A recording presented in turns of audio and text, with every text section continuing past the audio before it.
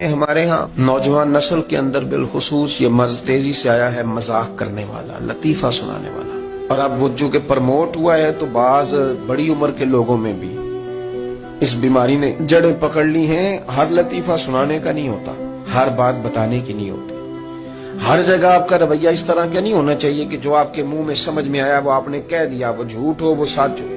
کچھ باتیں اس طرح کی ہیں جو آپ کی شخصیت کو کمزور کریں گے۔ اگر آپ وہ والی بات کر دیں گے، اگرچہ اس سے لوگ 10 منٹ کے لیے مسکرا لیں گے، لیکن کئی دفعہ لوگوں کو محسوس ہوگا کہ جس خوبصورت چہرے کو میں دیکھتا ہوں اس کے اندر سے یہ والی بات نہیں نکلنی چاہیے، کوئی اور نکل آتی۔ آپ حیا کے دائروں کے اندر جب سمٹے ہوئے رہیں گے، تھوڑا سا آپ کا لوگوں سے پردہ رہے گا، اس میں بڑی ساری آسانیاں ہوں گی۔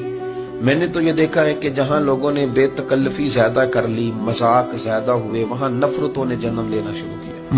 مذاق میں غصہ اتنا زیادہ بنا کہ پھر وہ باتیں ٹوٹ گئیں، پھر وہ تعلقات خراب ہو گئے۔ اگر تھوڑا پردہ رہے، تھوڑی شرم و حیا